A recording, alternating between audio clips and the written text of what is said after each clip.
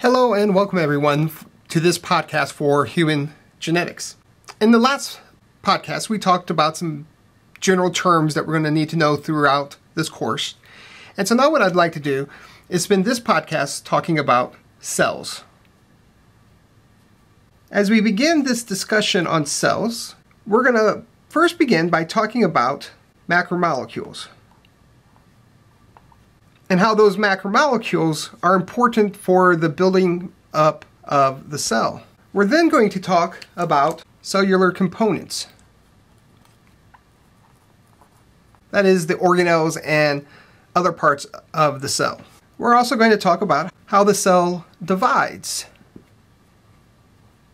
through the cell cycle to produce two new cells. We'll also talk about how cells, and it's important that cells do this, but how cells die. And we're going to introduce this term called apoptosis, which means cellular death. In our discussion, we will also talk a little bit about stem cells and how stem cells are important in maintaining a constant supply of specialized cells in our bodies. We'll also talk about something called the microbiome.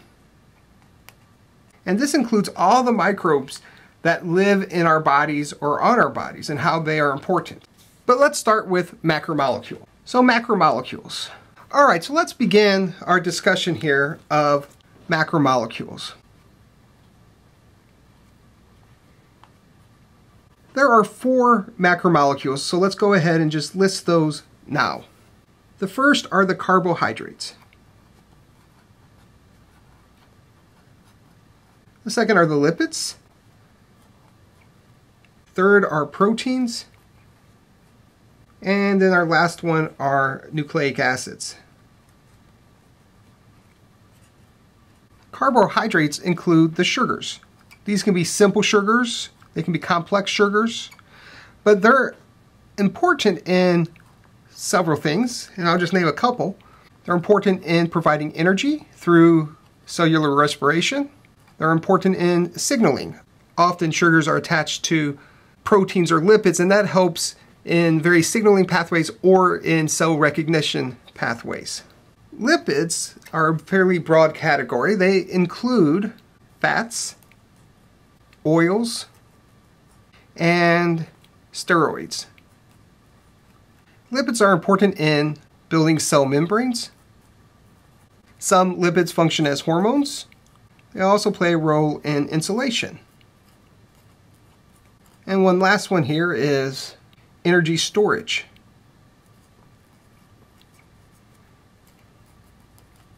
Examples of proteins are numerous. Every protein encoding gene in our genome produces a protein. But let's talk about some of the functions they have. They provide structure, enzymes.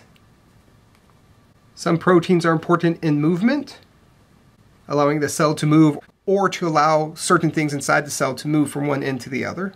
They're also important in muscle contraction. There are many examples here.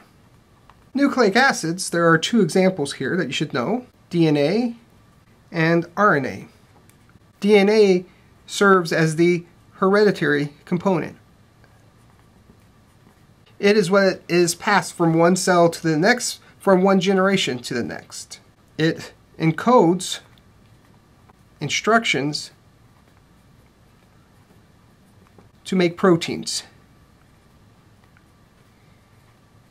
RNA, it is important in transferring information to make, oh no, I'm out of room, I'm going to just draw it here, to make proteins.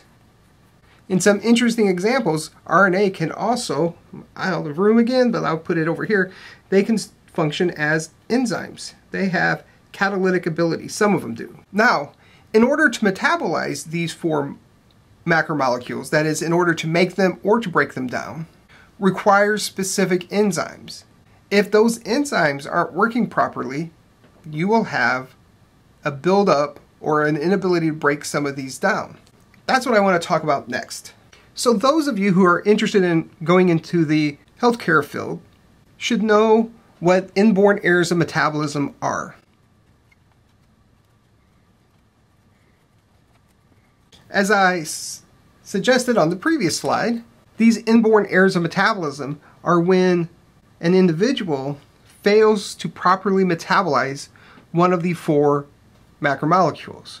So let's talk about some examples of these real quick. So again, we'll talk about carbohydrates, lipids, proteins, and nucleic acids. An example for carbohydrates is something called lactase deficiency. This is similar to lactose intolerance, which some of you may have heard of, but this is more severe. And what happens with lactase deficiency is that they lack this enzyme called lactase. Lactase in a newborn is important in breaking down milk, lactose, into usable sugars. So that's where this enzyme functions. Now, if in these individuals that don't have a functional lactase, they can't break down lactose. And what happens is lactose builds up, and so you'll end up with having a lot of lactose inside of the cells. Now I'll show an up arrow, that just means there's a lot of it. And because there's a lot of it, this allows bacteria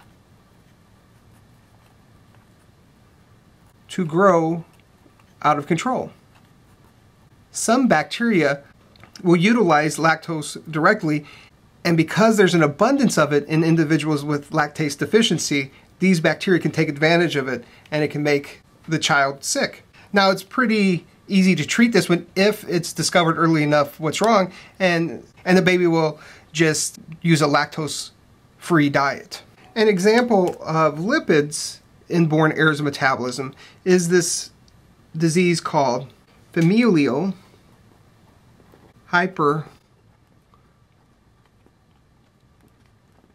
We'll also come back to this disease later on because it's a good example of a type of inheritance. What happens in this disease real briefly is usually in liver cells there are several receptors on the outside of that cell. These receptors will bind cholesterol. I'm just going to put a C here for cholesterol. These receptors bind cholesterol to take it inside the liver cell. Individuals who have this mutation associated with this disease here don't produce as many of these receptors, which are proteins. So they lack the protein necessary to build these receptors. And so maybe they have about half the numbers. Because of that, only about half of the cholesterol in the individual will bind to these receptors and make it inside the liver cell. Over here, in a healthy individual, you get a lot of cholesterol in that cell. People with this disease here, familial hypercholesterolemia, will have a buildup of cholesterol inside of the blood.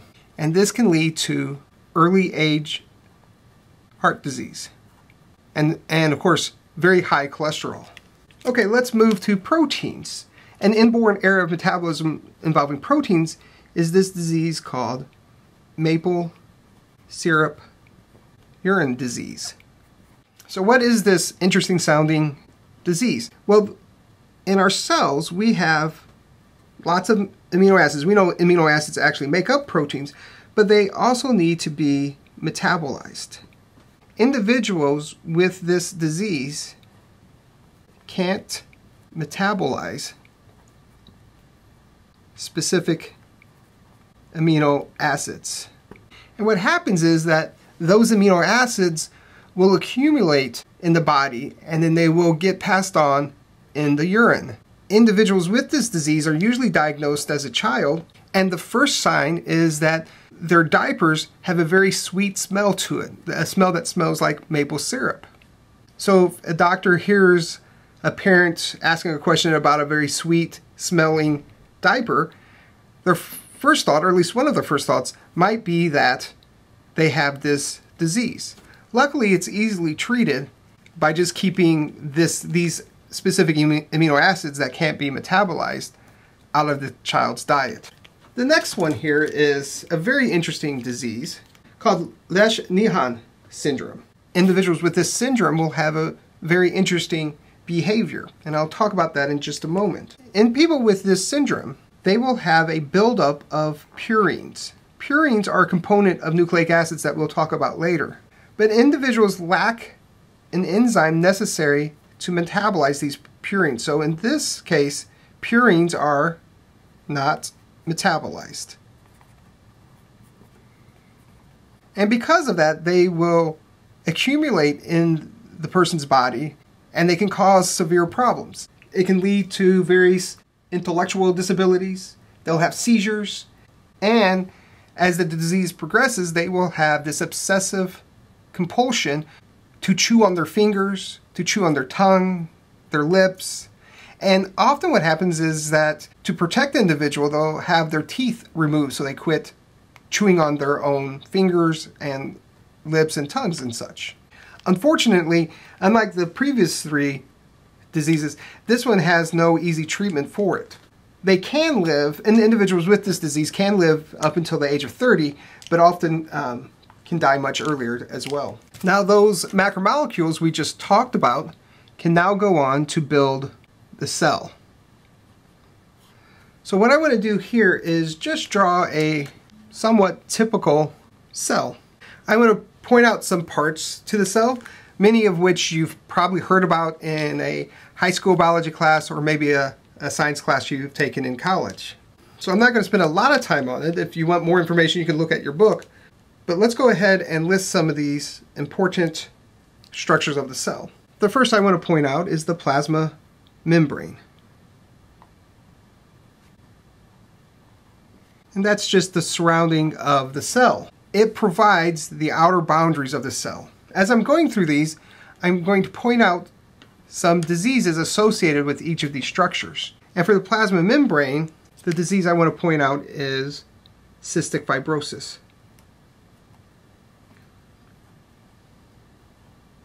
The cell membrane is important in regulating the water and salt intake and outtake from the cell. Individuals with cystic fibrosis have a difficult time in regulating that process.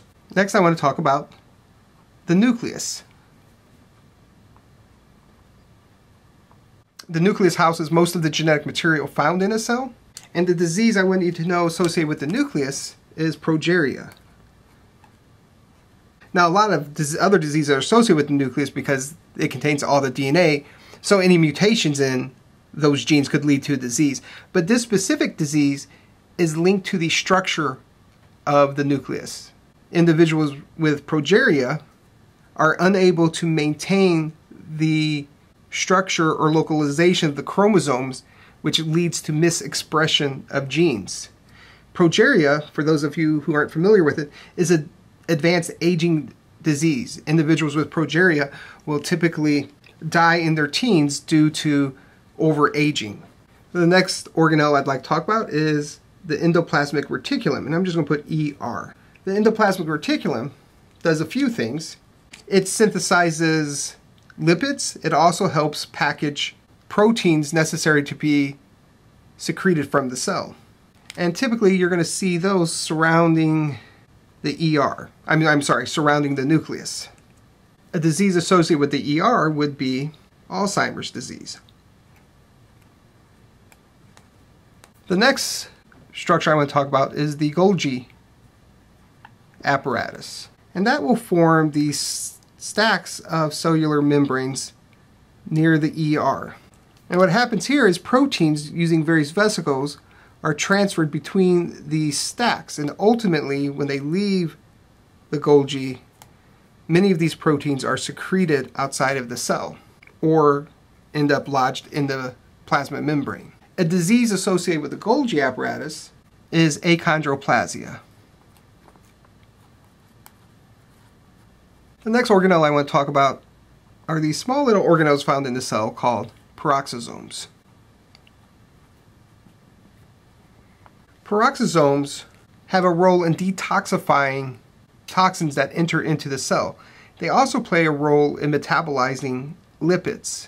A disease associated with peroxisomes is called Zellweger's syndrome. Individuals with this syndrome are unable to metabolize large fatty acids in the body, and as a result they accumulate, and this will lead to neurological dysfunctions.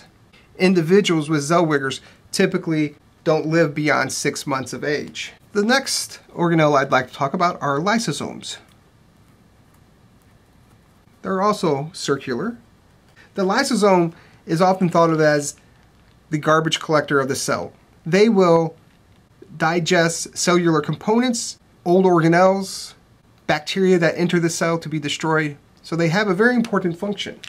A disease associated with lysosomes is a disease called Tay-Sachs disease.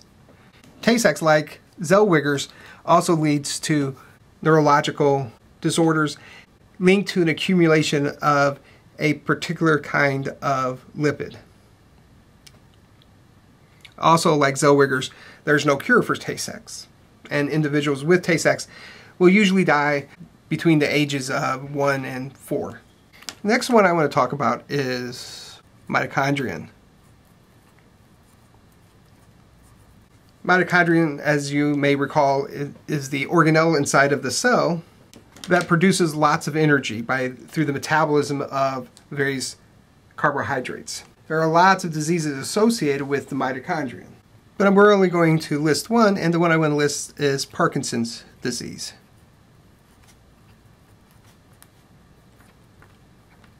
The last thing I want to talk about is the cytoskeleton. It in itself is not an organelle because it is not surrounded by a membrane, but it's an important cellular component. It's important in maintaining the cell's shape. It moves and positions organelles. It's very important during cell division as the chromosomes are being aligned and pulled apart. It's important for cell motility. And this one, and the disease I want to link to the cytoskeleton, though there are many, is a repeat, and that is Alzheimer's. What I want you to know from this are the various structures of a typical human cell, as well as a disease linked to each of these structures. You don't need to know anything beyond what you see here. Know that cystic fibrosis is linked to plasma membrane malfunctions, progeria to nuclear malfunctions, and so forth.